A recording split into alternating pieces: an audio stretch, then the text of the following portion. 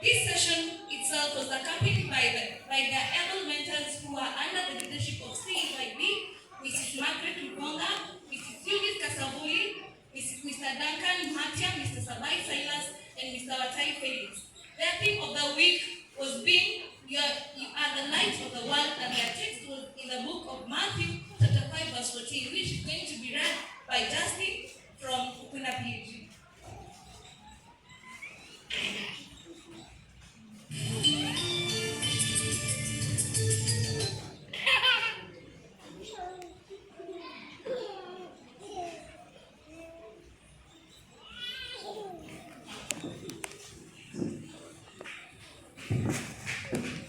Which the Bible said, you are the salt of the earth, but if the salt loses its flavor, how shall it be seasoned?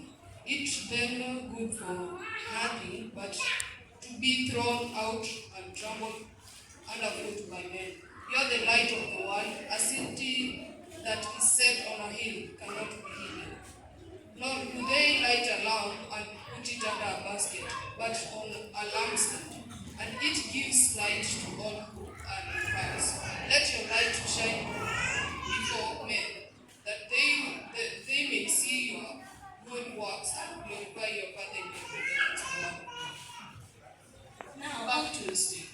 Now, thank you very much, Dustin. On the other case, we also want to thank the management, their teacher, Mrs. Margaret, also wants to thank their parents for allowing their children to acquire knowledge that will help them in their future lives. Not only appreciating the grateful deeds, but they also want to thank the church management, help them facilitating for this wonderful session that was held on 25th November to 29th November. Their leader says that she had an inspection of 80 children since they are in the holiday period. More about it, we interviewed her later to see what's happening. And on the other case, their daddy gave them an inspiration questions, and each of them were answered correctly and was given an award of 100 shillings each. Let's get the questions from. The questions themselves are, what does it mean to be the light of the world? We are going to get more information from Hayley Becky at Ukuna PhD. Thank you very much, Teresa. Being light means living in a way that reflects Jesus' true kindness, integrity, and truth, so that we can see those through our action. That was me. Back to the studio. Now, thank you very much, Hayley Becky. On the other questions we have, what does it mean to hunger and thirst of righteousness? Let's get more information from Diana at Ukuna PhD.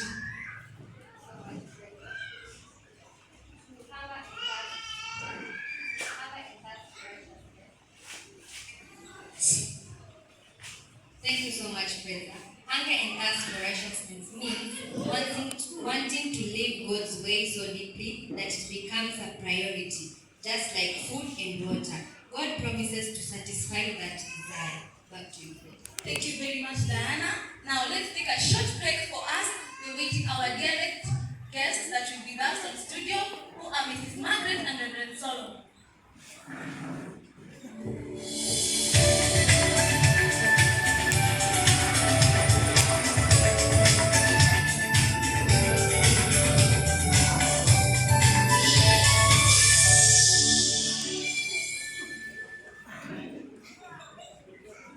Thank you very much, dear viewers, and you're back in studio today with me. I have our ever guest, Mr. Reverend, their bishop, and here I have their CYB, Mrs. Margaret. And today I'm going to interview them about this session that was held on the 25th of November to 29th of November.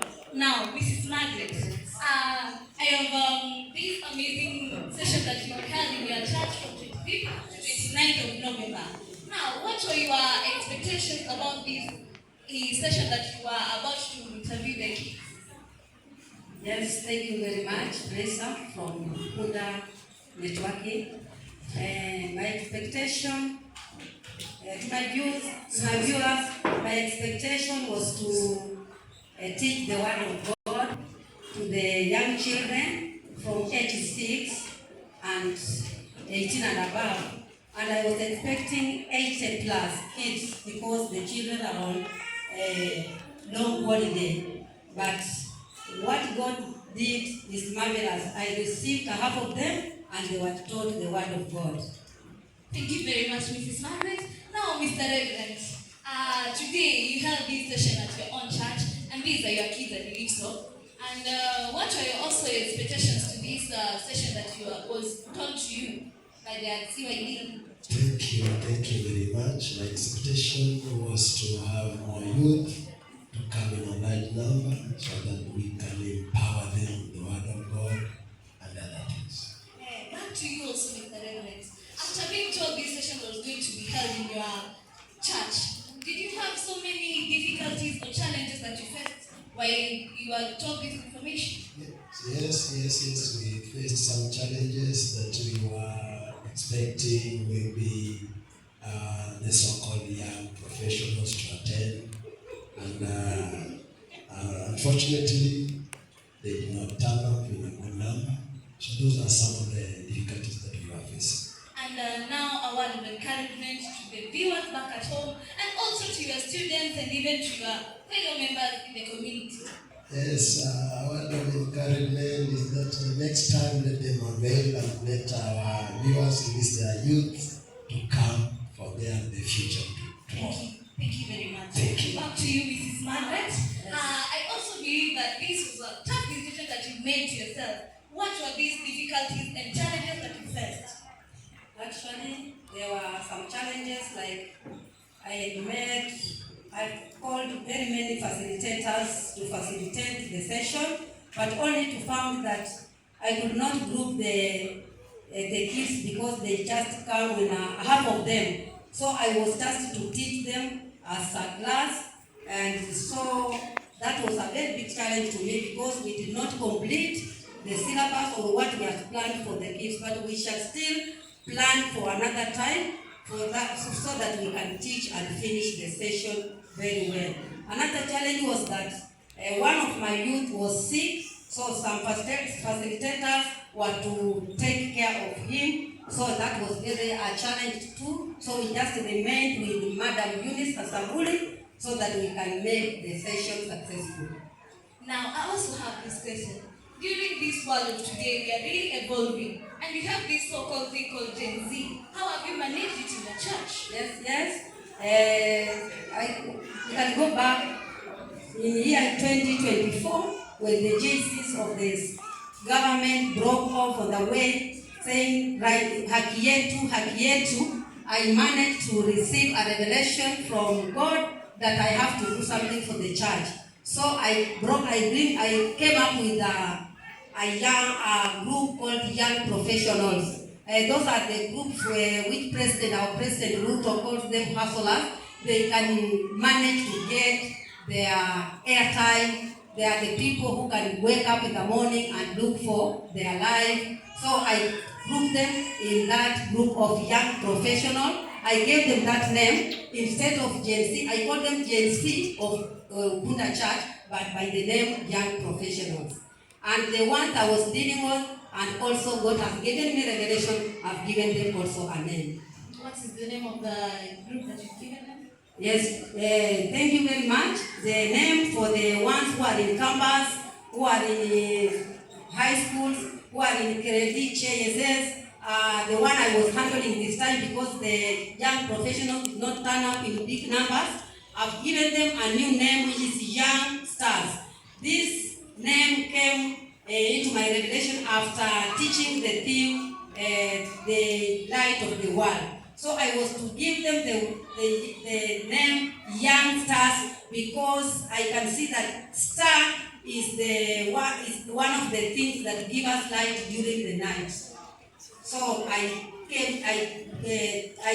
that name just came unto me, and now they are no longer kids, they are no longer junior Sunday school, but they are young stars. So as from today, they will be called young stars, those who are in grades, in high school, and in campus. When they come back, and I will be taking sessions 3 times a year. That is April, August, and December. They will be coming for teachings. Now, dear viewers, my director is instructing me that time is up. Now, dear guests, I have this one last question. What is your advice to the parents, to the teachers, and even to our viewers back at home? Yes, very good question. My advice to my viewers who are watching me from home, from churches, wherever you are, and those who are in the studio, I may advise you that when you hear of the teachings of God, whatever, when you know that it is genuine, please allow your children to attend the teachings, and don't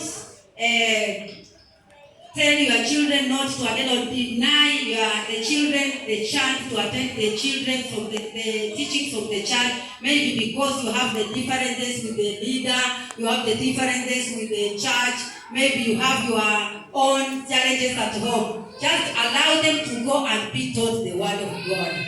So that is my advice, that you may leave this, you can't manage alone. We do it with God. So leave your children to come to church to be shown the way as the light of the world. Thank you very much. Back to the studio. Now, thank you very much, our dear guest. I think it has been a great time interviewing you with some questions, and take this opportunity to say that our meeting today is over. Maybe next time we interview. Thank you very much. It's a pleasure to meet you.